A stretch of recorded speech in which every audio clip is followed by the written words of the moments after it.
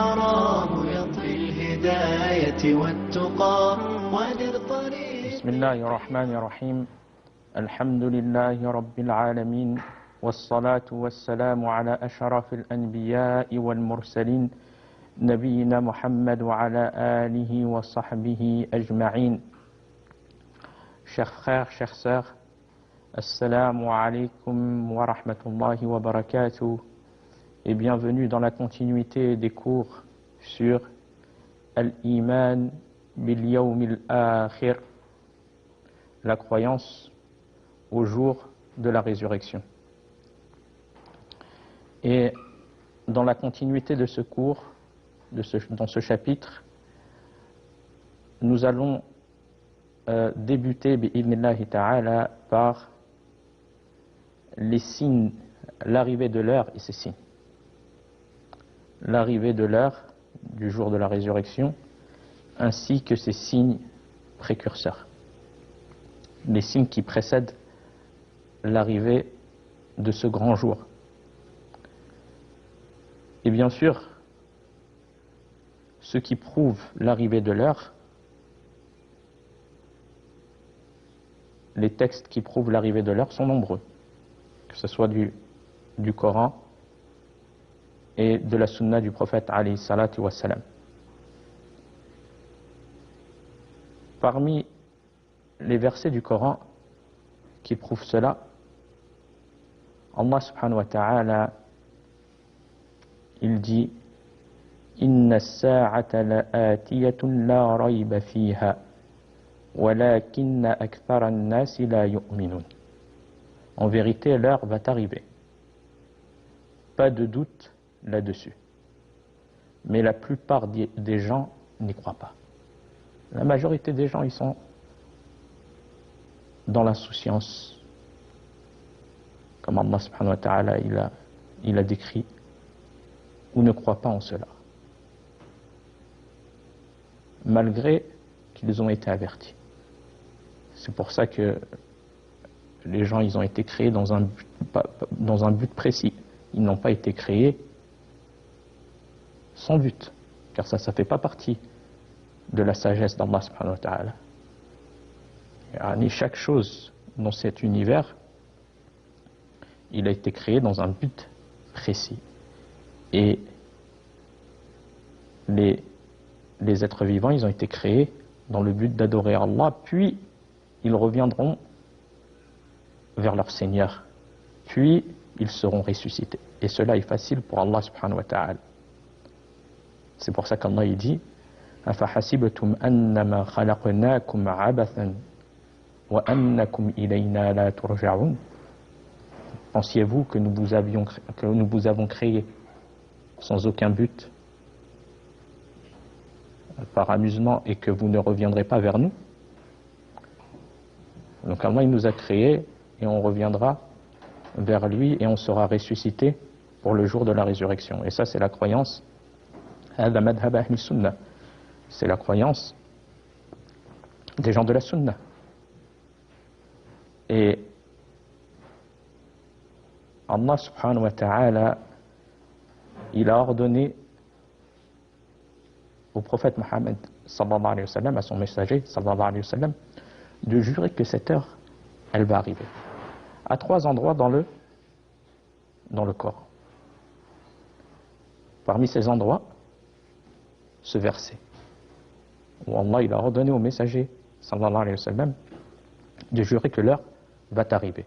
Allah azza wa jalla dit: وَقَالَ الَّذِينَ كَفَرُوا لَا تَأْتِينَ السَّاعَةُ قُلْ بَلَى وَرَبِّي لَتَأْتِيَنَّكُمْ. Et ceux qui ne croient pas disent: l'heure ne vous viendra pas. L'heure ne vous viendra pas. Dis: par mon Seigneur, très certainement, elle vous viendra.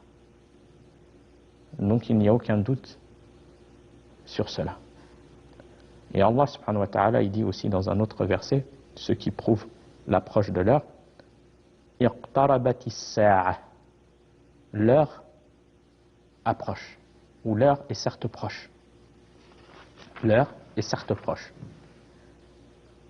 dit l'échéance du règlement de leur compte approche pour les hommes, alors que dans leur insouciance, ils s'en détournent. Les gens, ils vivent dans l'insouciance, surtout la vue trompeuse, la vie de ce bas monde qui est trompeuse pour beaucoup, amène les gens à vivre insouciants à ce grand jour, au jour de la résurrection. Et parmi les caractéristiques du croyant, qui résument les piliers de la foi, le fait de croire en Allah et le fait de croire au jour dernier. La personne, elle n'est pas croyante si elle ne croit pas au jour dernier. C'est pour ça que le prophète sallallahu alayhi wa sallam, dans plusieurs hadiths, il dit, par exemple, فَمَنْ كَانَ يُؤْمِنُ بِاللَّهِ وَالْيَوْمِ الْآخِرِ فَلْيَقُلْ خَيْرًا أَوْ لِيَصْمُتْ من كان يؤمن بالله واليوم الآخر فليقل خيرا أو ليصمت. Celui qui croit en Allah, donc le fait de croire en Allah, et au jour dernier, qu'il dise du bien ou qu'il se taise. Donc ça fait partie des caractéristiques du croyant, le fait de croire en Allah subhanahu wa ta'ala, et le fait de croire au jour dernier.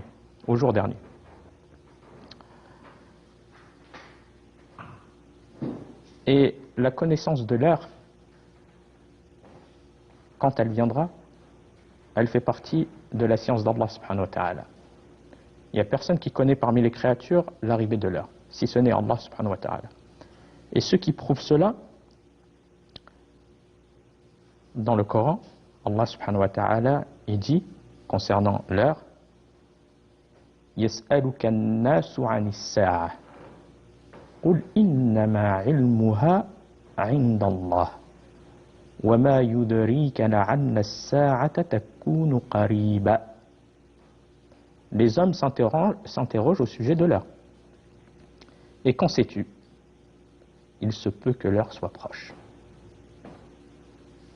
Et elle est proche. Ne serait-ce que toi, par ta mort, ton heure est arrivée. Quand il te vient ta mort, tu es passé dans un autre monde. Hayatul barzakh. La vie après la mort. Et il n'y a plus que l'attente du jour de la résurrection. Quand est-ce qu'on va mourir? Personne ne connaît son heure. C'est pour ça que la personne, il lui est demandé de se préparer journalièrement et de ne pas vivre dans l'insouciance et de ne pas être en compagnie des personnes qui sont insouciants à ce jour. Et ce qui prouve aussi que l'heure est inconnue, même des plus privilégiés parmi les créatures d'Allah subhanahu wa ta'ala, comme l'ange Jibril ou le messager d'Allah sallallahu alayhi wa sallam, dans le hadith de Jibril alayhi salam, quand l'ange Jibril il est venu sous forme humaine dans le but d'enseigner cette religion aux compagnons qui étaient en compagnie du prophète alayhi salatu wa salam, l'ange Jibril il a demandé au prophète sallallahu alayhi wa sallam, il a questionné le prophète sallallahu alayhi wa sallam sur l'arrivée de cette heure, le jour de la résurrection. فقال أخبرني عن الساعة, donne-moi science sur l'arrivée de cette heure. فالنبي صلى الله عليه وسلم il a dit ما المسؤول عنها بأعلم من السائل. Le questionneur n'en sait pas plus que le questionné. Le questionneur c'est Jibril alayhi salam, c'est lui qui a questionné le prophète sallallahu alayhi wa sallam. Et le questionné, c'est Mohammed sallallahu alayhi wa sallam. Donc, cette science, elle appartient à Allah subhanahu wa ta'ala. Et le plus important, c'est de s'y préparer. L'heure va arriver. L'heure de la mort va arriver. Le jour de la résurrection, il va arriver.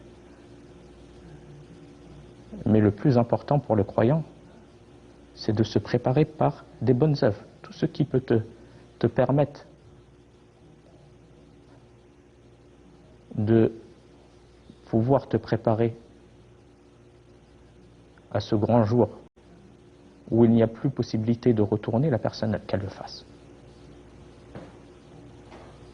Par une prosternation, par une aumône, par une bonne parole. Comme قال النبي صلى الله عليه وسلم الكلمة الطيبة صدقة. La bonne parole, c'est une aumône. Comme la bonté envers les parents, tout cela, ça fait partie des grandes œuvres. La bonté envers les parents. Comme la lecture du Coran. Pour chaque lettre que tu lis, tu as 10 hasanat. Alors qu'est-ce que c'en est si tu lis une page? Et même si tu as des difficultés, ta récompense, elle augmente par tes difficultés que tu as. Comme il est venu dans la parole du prophète alayhi salatu wassalam sur le sujet. Donc la personne, il lui est demandé de se préparer à cette heure-là. Et le fait de savoir par rapport à cela, par rapport au hadith Jibril ou le verset que je viens de vous citer, que l'heure elle est connue que d'Allah subhanahu wa ta'ala. Donc ceux qui annoncent dans les médias, dans les réseaux sociaux, YouTube ou autres, l'arrivée de l'heure tel jour ou tel jour, le musulman il lui est demandé de réfuter cela, car cette heure elle n'est connue que d'Allah subhanahu wa ta'ala, de ne pas y croire et de ne pas y prêter oreille.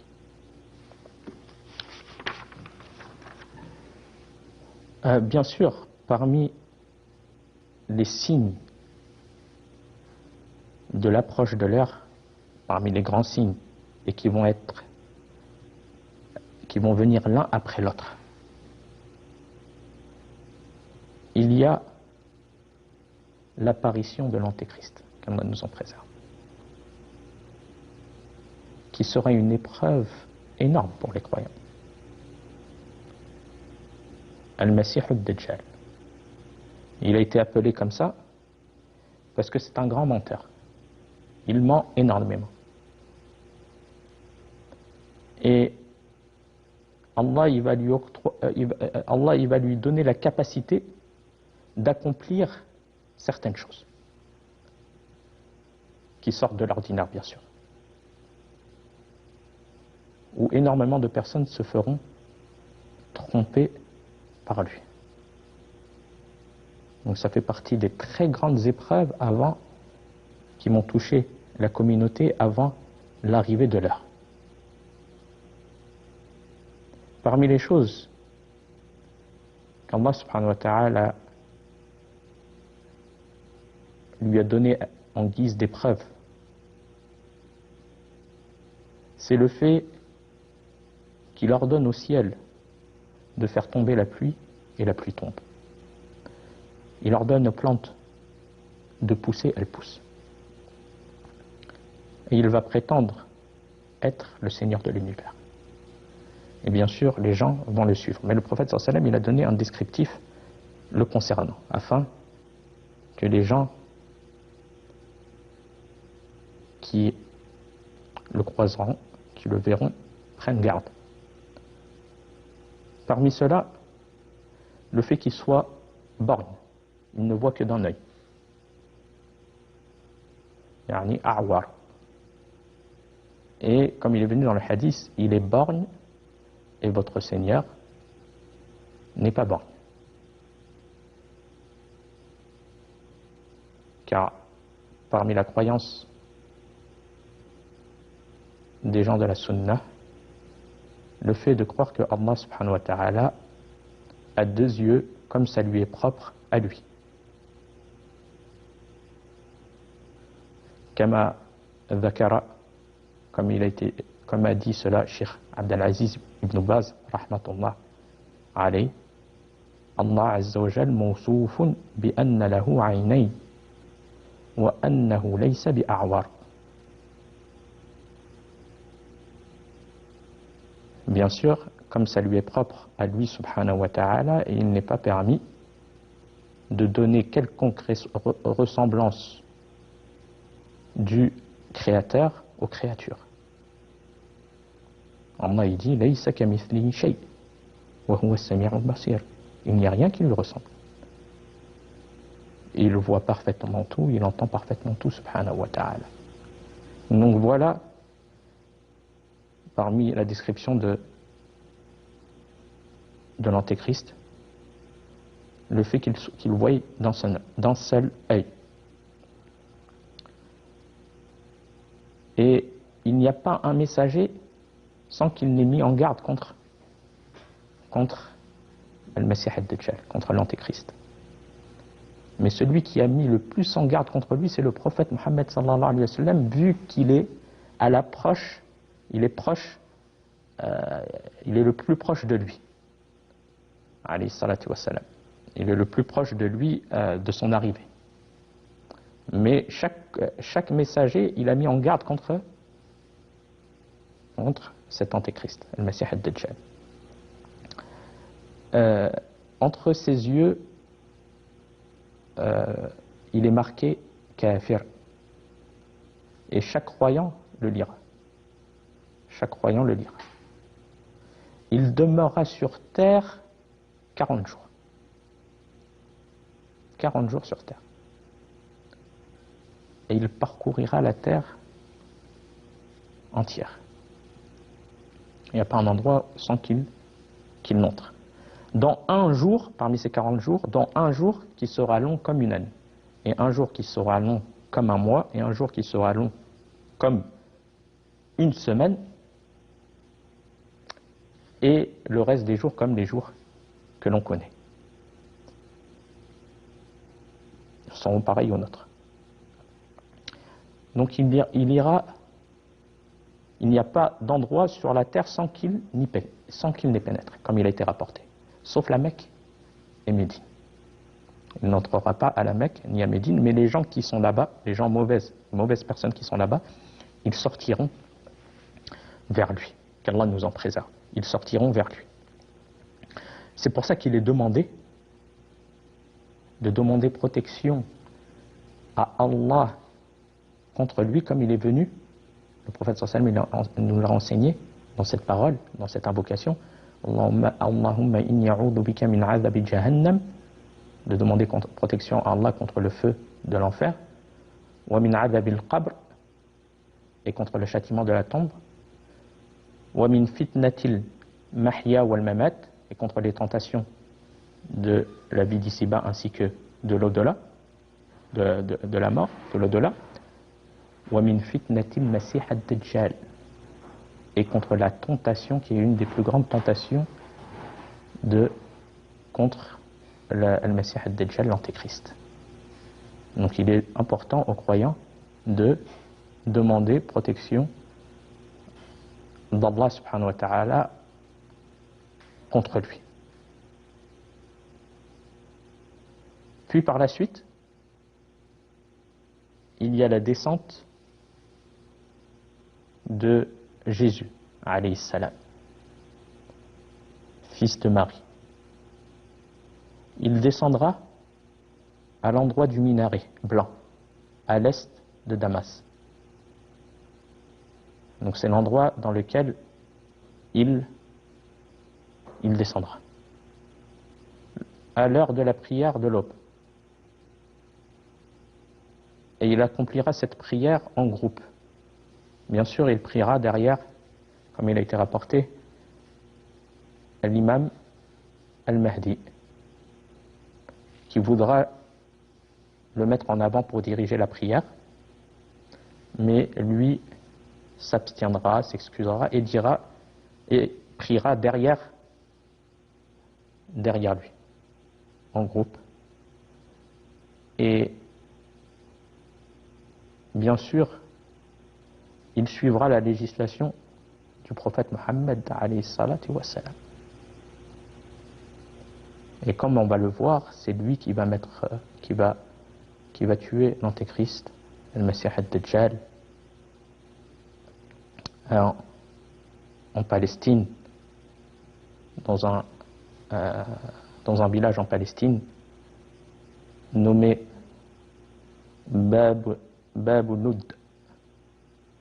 C'est l'endroit où il tuera l'antéchrist.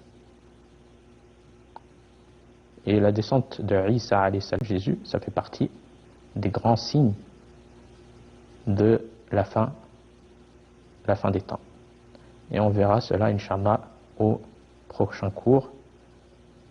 Wa fil khitam, on demande à Allah subhanahu wa ta'ala de nous donner une science utile et des œuvres pieuses et de nous préserver de ces grands troubles. هذا والله أعلم وصلى الله على نبينا محمد. ودر طريقي كي أراه يطير حياتي بحبنا للدعوة.